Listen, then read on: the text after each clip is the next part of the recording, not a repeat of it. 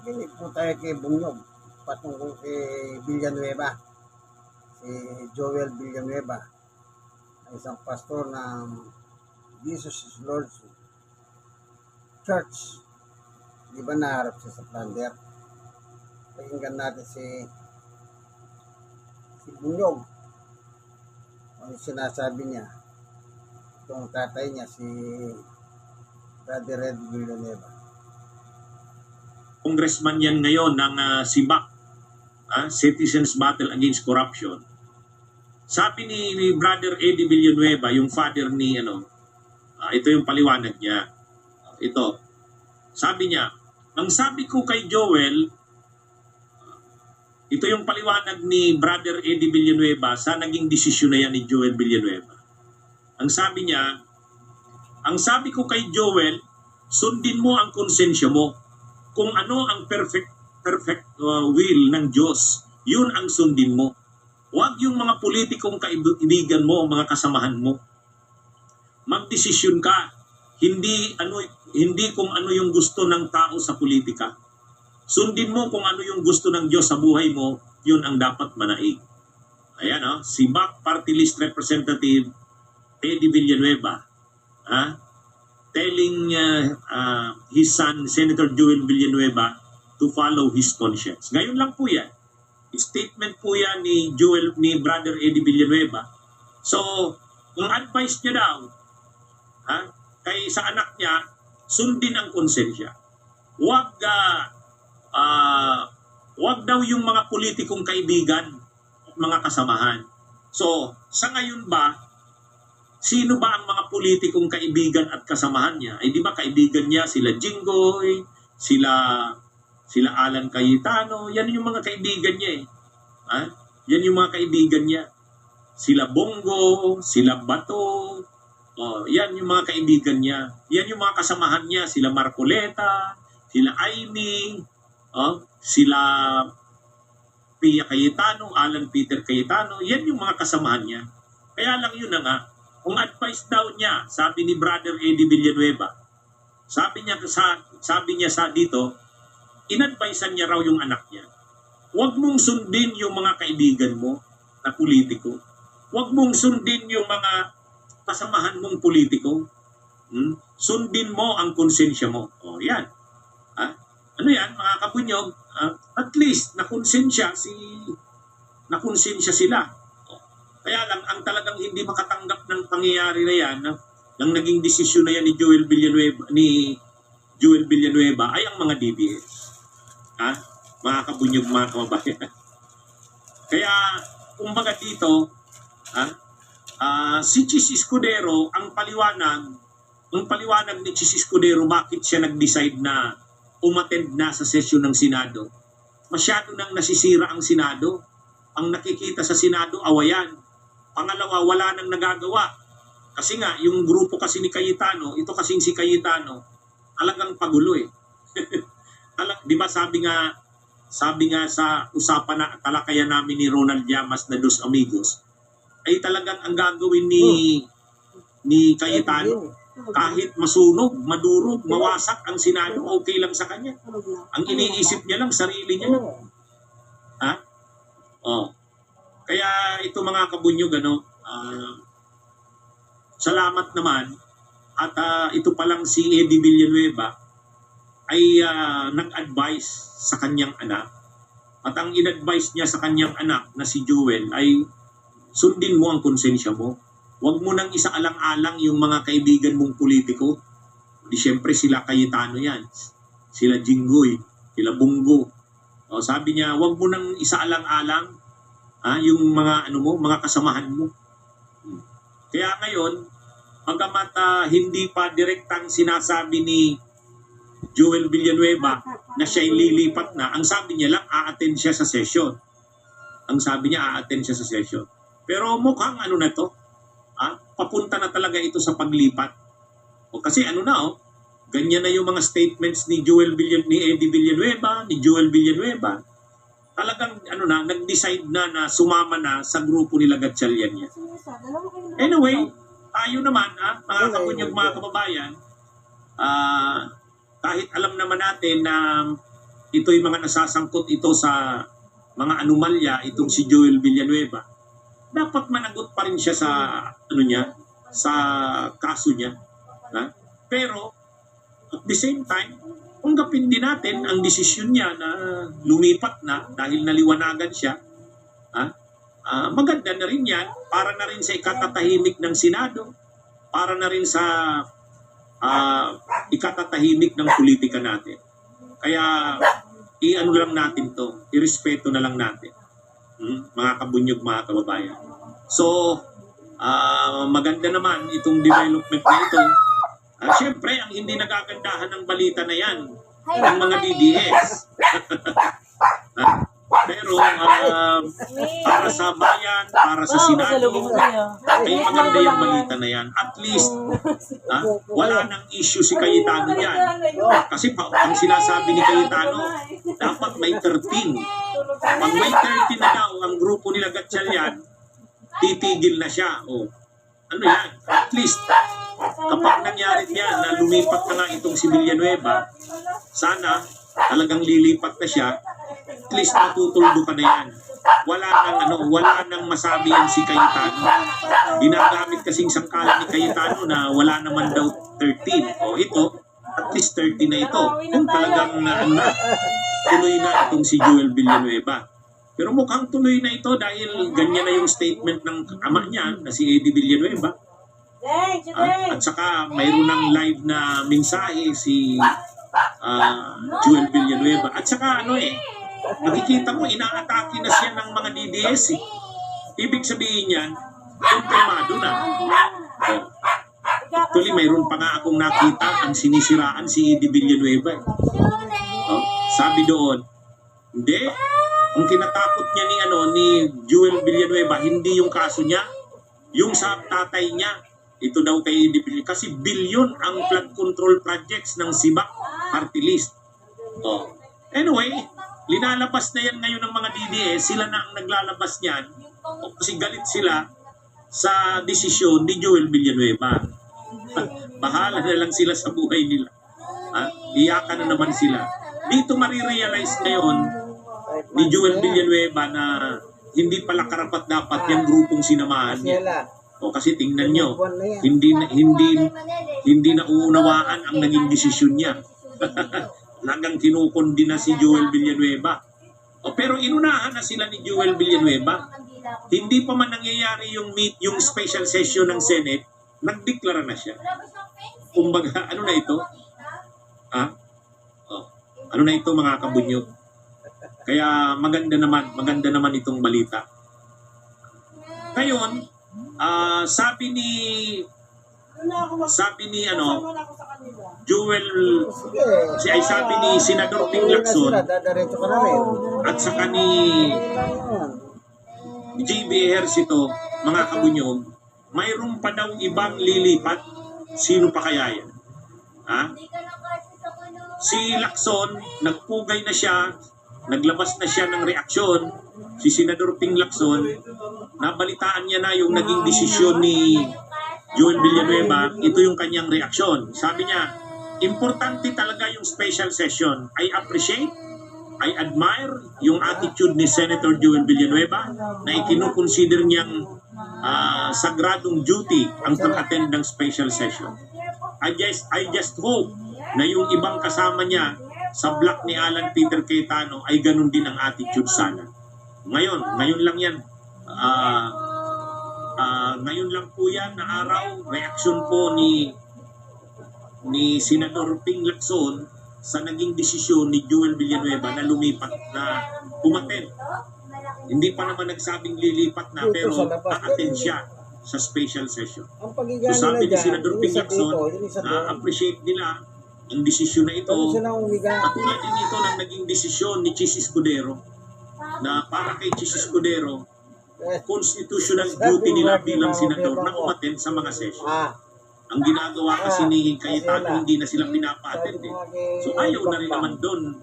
Ayaw na rin naman ang ganon ni Chis Escudero, saka ngayon ito ni Joel Villanueva. Kaya sabi ni Senador Ping Lacson, appreciated niya yung desisyon na yan ni Joel Villanueva. Kaya, Yun na ako. Sumisigaw ko ano ba? ito, positive na development ito. Ngayon kahit si, Mabait siya. si Kesa dito. JB Ejercito, ang tingin niya marami pa daw lilipat. Yan o, Ejercito sees more senators joining Gatchalian Bloc. O yan ha, mukhang sunod-sunod na ito. Ha? Baka yung magkapatid na Villar lumipat na rin. Ha? O baka si Bongo, lumipat na rin. Kasi makikita mo naman, ang medyo sulit, di ba sinabi ko yan sa isang vlog ko, ang sulit lang naman talaga na kay Cayetano, siyempre yung kapatid niyang si Pia, siyempre si Marcoleta, si Amy Marcos, si Padilla, saka si Loren Ligarda, yung anin, the rest, ano na yun, hindi na umaattend, hindi naman kasing ingay nila Cayetano at saka Marcoleta at saka ni Padilla. So, ano ito mga kapunyo, medyo positive na mga developments ito, at least, kung madadagdagan pa na hindi na lang si Villanueva ang lilipat, kung madadagdagan pa na mayroon pang isa o dalawa, halimbawa yung magkapatid na Villa, mas magiging maganda yan kasi mas magiging matibay ang mandato ni Sherwin Gatchalian. Hindi, okay lang. Kasi Makulit lang yan. Makulit lang baka yan. okay na yung Pero 13, masabay. kung lumipat si Villanueva, Mas mabait okay na yan. yung 13, pero mas maganda kasi mas Nagmana marami siya. para Nagmana sa nanay niya, hindi na mabait. i-issuehan. Kapag lumipat pa, halimbawa, yung magkapatid na Villar, mas laging lalong magiging matibay ang liderato ni Win Gatchalian. Kaya itong sinasabi ni JB Ejercito na may namumonitor siya at mas marami pang lilipat, Dapat baka natutulog na sila. Hindi na kayo sumunod dumating. pa ito dito kay Villanueva. Yung oras Kaya na yan, yan natulog makikita na natin nila. yan sa special na session ng Senado. Pag nag-special session, tapos umattend sila, Villar, yung kapatid na Villar, umattend si Joel Villanueva, tapos hindi umattend sila Cayetano, sila Marcoleta, Yan ang sila ugali Amy nila. Marcos, Yan ganyang oras. sila Tulog Padilla, na at nila saka yan. si Ligarda, alam na natin. Usa sila pumapasok Alam na. na natin yan. Baka nga si Bongo, posible pang lumipat yan. Kaya lang, pag lumipat si Bongo, talagang magagalit na yan ang mga DDS. Hindi man sila dapat Grabing ilagay. galit Kung saan yan. sila Kung pumapasok. galit yan, sila para dito matulog. kay Cheese at saka kay Joel, ay hindi nila mapapatawad si Bongo. Anyway, abangan natin ang mga susunod na developments, mga kabunyog, mga kababayan. Maraming mga mga nangyayari, Pero sabi nga ni JB Ejercito, mayroon pa daw susunod. Kaya abangan natin 'yan, mga kabunyog. Sino pa ba ang pwedeng susunod? Villar, yung magkapatid na Villar. Si Loren Ligarda, ewan ko, mukhang mahirap na yan si Loren Ligarda. Masyado nang nakadikit kil Cayetano. Masyado nang nakadikit kil Cayetano at Marcoleta. Makita nyo, iba na ang ugali ni Ligarda. Hindi katulad nung kasama si Ligarda, hindi katulad nung kasama pa sila ni Soto at ni Locson. Medyo maganda-ganda pa ang mga posturings ni Ligarda. Ngayon nakakasuka. Nakakasuka na si Ligarda. Kaya baka mahirap-hirap si Ligarda na mapasama pa. Kahapon magkakumuli kahapon. Baka mas yung magkapatid pang Villar. Yan kasi Baka nga, natin, tapos pero ang mga sinasabi magkakumuli. nga ni Kaya, JB Ejercito, mayroon pa daw susunod. Abangan natin yan. Pero sa ngayon, nag-i-extend na ng bukas na itong grupo nila Ping Lacson. Wini-welcome nila yung iba pang mga sabi ni Senador Ping Lacson, sana maliwanagan din ang isip ng iba pa. Dito sa nangyari kay Villanueva, sana sumunod daw ang iba. Sana nga para magkamubo na ang Senado. Para mapahiya talaga itong si Cayetano. Kasi ito talaga yung nanggulo ng Senado. Itong si Cayetano. kaibigan niya Grabe rin yun. panggugulong ginawa. Yung pamilya na yun, mga Ngayon na, kapatid mayroon na pa rin babae, statement kaibigan si talaga. Cayetano, nabasa ko Kaya na, nagkaroon Sabi ng niya, mga problema. Ano daw yan? nangyayari daw itong mga lahat ng ito dahil ayaw daw talagang ituloy yung investigasyon sa flood control. Sus, ulit-ulit naman si Cayetano ng ganyan. So, ito mga kabunyog, ngayon kasi nakikita naman na ang suporta ng tao ay nakay Gatchalian na. Nakay Gatchalian. Sabi nga ni Senador Ping Lacson, nung Independence Day, nung nirecognize ni PBBM si Gatchalian, grabe yung hiyawan, palakpakan ng tao. Ha? Hindi, napanood ko rin yun eh. Ha? Yung ano na yun? Ito nga eh, sabi ni Senador Ping Lacson, hiyawan na natanggap ni Gatchalian na nangangahulugan na lihitin mo na itong Senate President. Sabi ni Senador Ping Lacson. Accepted na ang liderato na ng Senado ay si Win Gatchalian. Lahat naman ang mga ahensya ng gobyerno, si Win Gatchalian na ang kinikilala, pati ang mga empleyado, ang mga staff, mga official ng Senado, si Gatchalian na. Si Cayetano lang naman ang nagsasabi na siya pa ang Senate President. At kung kumikilala na lang naman sa kanya, yung mga kasamahan niyang senador na sulid sa kanya, si Marcoleta, si Amy, si Pia, si Loren, si Padilla, tsaka mga DDS. O yan na lang naman yung pero yung lahat na halos ng ahensya ng gobyerno, departamento, kinikilala na si Gatchalian. At nung Independence Day celebration doon sa Luneta, minensyon ni PBBM ang pangalan ni Win Gatchalian. Sabi niya, Senate President pro tempore Win Gatchalian. Palakpakan ng mga tao. Palakpakan ng mga tao. Hiyawan ng mga tao. Kaya sabi nga ni Senador Ping Lacson, yun pa lang makikita mo na ang mga tao, na rin, kinikilala na si Win Gatchalian. Kaya sabi niya, wala naman na si Cayetano. Siya na lang naman ang kumikilala sa sarili niya. Ngayon, lalo na itong paglipat na ito, kung tuloy na itong paglipat ni Joel Villanueva, at kung mayroon pang madagdag na mga senador na lilipat, lalo pang malilegitimize ang pamumuno ni Win Gatchalian. Yan? At least, makikita na natin dyan na makabuo na ang Senado kasi masyadong ginulo nito ni Cayetano. May importante na kasing dapat na gawin ang Senado. Bukas, pre-trial conference na sa impeachment ni Sara. Bukas yan. Pagkatapos niyan, magsisimula na ang trial, July 6. July 6 ang trial. Pagkatapos mag-State of the Nation address sa July 27. Pag-uusapan na naman ang budget. Kaya na ito mga kabunyog, salamat naman at natapos na itong mga gulong ito sa Senado. Pero ang sabi rin naman ni Senador Ping Lacson, huwag din daw magkampante. Kasi pag nag-special session ng Senado, sigurado may gagawin pang maniobra yan si Alan Peter Cayetano. Totoo naman. Totoo naman. Posible talagang may gawin na naman maniobra yan. Kaya sabi ni Senador Ping Lacson, bagamat ito, makikita na yung nasusolidify na ang liderato ni Gatchalian sa Senado, pero at ito pa, nagdeklara na sila na-attend si Villanueva, posibleng madagdagan pa. Pero sabi ni Senador Ping Lacson, wag magkumpiyansa.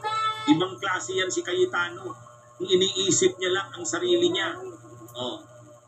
Tama yung mga na yan, mga kabunyog, yung na yan. Sasama ka sa kanila. Hindi ibig sabihin na may majority na sa special session kasi a-attend sila Cayetano ay sila Villanueva. God bless. Huwag magkumpiyansa, may maniobrang gagawin yan si Cayetano. Kaya sabi ni Senador Ping Lacson, paghandaan pa rin. Ibang klase yan si Alan. Ibang klase daw yan si Alan. Ayan mga kabunyo. Okay, magandang araw sa inyong lahat. mga kabunyog, mga kababayan. Salamat sa pagtangkilik nitong ating kape at kwentuhan. Magandang araw. So, kay good development naman yan. Kasi, pinasasautin ng mga tao, senador. Pagkatapos, kinakampiyan mo yung kapwa senador mo. Ang kampiyan mo yung tao bayan. Kasi yung nagbabayad ng sweldo para sa iyo para kumain yung pamilya mo. Kakampiyan mo sa kahit si Caldero, Tenki, bakit siya ba magpapasweldo sa iyo? Tandaan niyo po yan kayong mga senador. Diktador yan. Si Caldero. Siya nagdidikta sa inyo. Tapos sunod-sunura kayo sa kanya. Hindi na nga sa kinikilala yun. Diba? Nung araw ng kalayaan, sino tinawag ni Pangulong Bongbong? Hindi ba si Protepre, yung Gatchalian, sabi niya, nagiyawan ng mga tao. Oh. Alam nyo, diyan dapat walang political color. Tingnan nyo yung taong bayan. Pinasosweldo kayo ng taong bayan eh.